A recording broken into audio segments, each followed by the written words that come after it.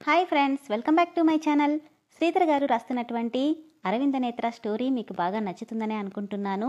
మీ అభిప్రాయాన్ని కామెంట్ సెక్షన్లో మెన్షన్ చేయడం మాత్రం అస్సలు మర్చిపోకండి. అలాగే దయచేసి మన ఛానల్ని సబ్స్క్రైబ్ చేసుకొని సపోర్ట్ చేయండి. అలాగే మీకు స్టోరీ నచ్చుతున్నట్లయితే లైక్ చేసి ప్రమోట్ చేయడానికి కొంచెం హెల్ప్ చేయండి. అదేవిధంగా నా వీడియోస్ మీకు నచ్చుతున్నట్లయితే లైక్ చేయండి, షేర్ చేయండి, సబ్స్క్రైబ్ చేయండి. ఇంకెవరికైనా షేర్ చేసి సబ్స్క్రైబ్ చేయించండి. ఇక లేట్ చేయకుండా వీడియోలోకి వెళ్ళిపోదాము. ఎస్ఎన్ఎంఆర్ శ్రీధర్ గారు రాసినటువంటి అరవింద నేత్ర 5వ భాగం. ప్రభాకర్ ఒక సాధారణమైన మధ్యతరగతి కుటుంబానికి చెందిన వ్యక్తి. ఒక ప్రైవేట్ కాలేజీకి ప్రస్తుతం ప్రిన్సిపల్గా పనిచేస్తున్నాడు. అతనికి 2 సంతానం, నేత్ర, నిఖిల్. ప్రభాకర్కి కూతురంటే పంచప్రాణాలు. కానీ కాలేజ్ ప్రిన్సిపల్గా నేటి తరం అమ్మాయిలు ఎలా ఉన్నారో, డేటింగ్లు, చాటింగ్లు, ఫ్యాషన్ అంటూ ఎలా పెడదారులు పడుతున్నారో అతనికి బాగా తెలుసు. అందుకే తన కూతురు అలా అవ్వకుండా మొదటి నుండి కట్టుదిట్టంలో పెంచుకున్నాడు. ఎంతలా అంటే కేవలం చుడీదార్ తప్పించి కనీసం టీషర్ట్లు కూడా కూతురికి అలవాటు చేయలేదు. ప్రభాకర్ అభిప్రాయాలకు తగినట్టే భార్య శైలజ కూడా పిల్లల్ని అదుపాజ్ఞల్లో పెంచింది.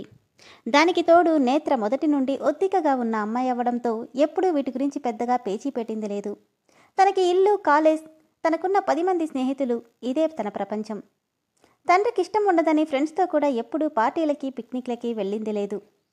కాకపోతే నేత్రకి ఫ్యాషన్ డిజైనింగ్ అంటే చాలా ఇష్టం. ఇంటర్ తర్వాత ఫ్యాషన్ డిజైనింగ్ చేస్తానని అంటే ప్రభాకర్ ఒప్పుకోలేదు. అదంతా మోడలింగ్ ఫీల్డ్ అని, తనకిష్టం లేదని చెప్పాడు. మొదటి నుండి తండ్రి ముందు ఒక్క మాట కూడా మాట్లాడలేని నేత్ర చదువు విషయంలో మాత్రం ఫ్యాషన్ డిజైనింగ్ తప్ప ఇంకేమీ చదవనని నెల రోజుల పాటు నిరాహార దీక్ష చేసి తిండి తిప్పలు మాని కూర్చుంది. ప్లీజ్ నాన్న, ఇప్పటి కాలంలో చాలామంది అమ్మాయిలు ఫ్యాషన్ అంటూ చాలా వరస్ట్గా డ్రెస్సింగ్ చేసుకుంటున్నారు. కానీ నిండైన బట్టల్లో కూడా చాలా ఫ్యాషన్గా కనిపించవచ్చు అనేది నా ఒపీనియన్. అలా నేను చేసి చూపిస్తాను, ప్లీజ్ నాన్న అంటూ మొండిపట్టు పట్టడంతో ప్రభాకర్కి దిగిరాక తప్పలేదు. అయితే చదువయ్యాక తన డెసిషనే ఫైనల్ అన్న ఒప్పందం మీద ఫ్యాషన్ డిజైనింగ్ చేసుకోవడానికి ఒప్పుకున్నాడు ప్రభాకర్. అప్పటికి సరే అన్న తండ్రిని తర్వాత ఒప్పించి ఇండియాలోనే నెంబర్ 1 ఫ్యాషన్ డిజైనర్గా గుర్తింపు తెచ్చుకోవాలన్న తన కోరికకు కళ్ళెం వేస్తూ అనుకోకుండా టాప్ మోడల్ అయిన అరవింద్ తండ్రిని ప్రభాకర్ ఇంటికి పంపించాడు. అనుకోకుండా ప్రభాకర్, మోహన్ రావు ఇద్దరు చిన్నప్పటి స్నేహితులు కావడంతో ఈ సంబంధం వెంటనే ఖాయమైపోయింది. మీ అబ్బాయి మా అమ్మాయిని ఎక్కడో చూశాడంట. ఏమోరా, ఎక్కడో రోడ్డు మీద చూశాడంట. చూడగానే నచ్చిందని, పెళ్లి చేసుకుంటే తననే చేసుకుంటానని నన్ను పంపించాడు. ఒకసారి అమ్మాయితో మాట్లాడి తర్వాత చెప్తానని టైం తీసుకున్నాడు ప్రభాకర్. ప్రభాకర్కి బేసికల్గా సినిమా ఫీల్డ్ అన్నా, మోడలింగ్ ఫీల్డ్ అన్నా ఇష్టం ఉండదు. కాకపోతే అరవింద్ గురించి తను విన్నదాన్ని బట్టి అతనికి సోషల్ మీడియాలో కానీ మరెక్కడా ఎటువంటి రూమర్స్ లేవు. పైగా ఇండియాలోనే అతను నెంబర్ 1 ఫ్యాషన్ డిజైనర్. తన స్థాయికి అలాంటి వ్యక్తికి కూతుర్ని ఇవ్వడం అన్నది అసాధ్యం అవ్వడంతో కోరి అరవింద్ నేత్రను పెళ్లి చేసుకుంటానంటూ రావడంతో ఆలోచనలో పడ్డాడు ప్రభాకర్. అప్పుడే లాస్ట్ ఎగ్జామ్ పూర్తి చేసి ఇంటికొచ్చిన నేత్రకి వస్తూనే నోట్లో స్వీట్ పెట్టింది శైలజ. ఏంటమ్మా స్పెషల్? నువ్వు చాలా అదృష్టవంతురాలివి నేత్ర. నీకోసం ఎంత గొప్ప సంబంధం వచ్చిందో తెలుసా? సంబంధమా? అవునమ్మా. ఏంటమ్మా ఇది? నా చదువు ఇప్పుడే పూర్తయింది. ముందు నా కెరీర్లో సెటిల్ అవ్వాలి, ఆ తర్వాత పెళ్ళి. ఇప్పట్లో పెళ్లి చేసుకునే ఆలోచన నాకు లేదు. అది కాదే, అసలు ఆ అబ్బాయి ఎవరో? నాకిప్పట్లో పెళ్లి చేసుకోవడం ఇష్టం లేదు అంతే అని ఖరాఖండిగా చెప్పేసింది నేత్ర.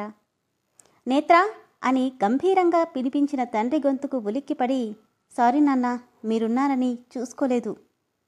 ఇలారా అని చెప్పి పక్కనే కూర్చోబెట్టుకొని, చూడు నేత్ర, నీకిష్టం లేకుండా నీ పెళ్లి జరగదు. కానీ డీటెయిల్స్ తెలుసుకోకుండా ముందే నో అనడం కూడా కరెక్ట్ కాదు.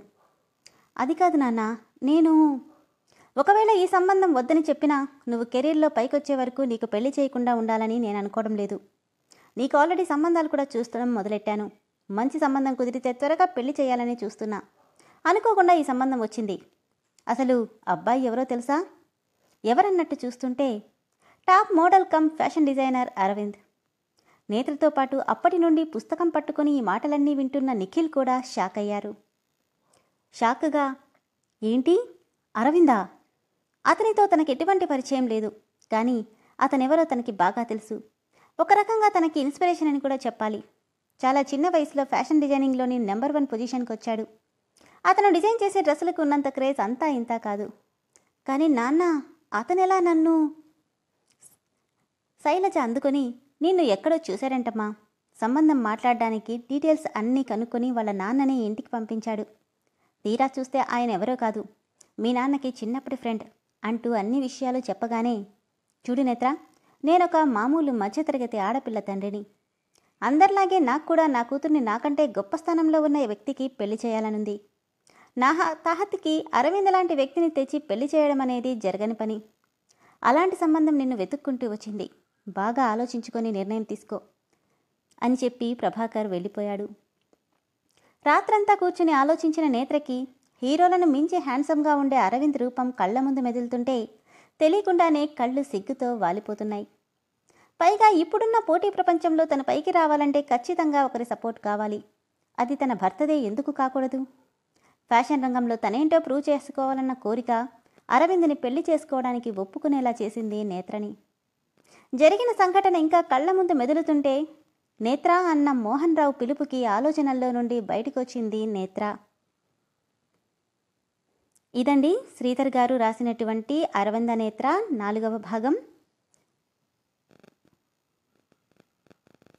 ఈ ఎపిసోడ్ ఎలా అనిపించిందో మీ అభిప్రాయాన్ని కామెంట్ సెక్షన్లో మెన్షన్ చేయడం మర్చిపోకండి.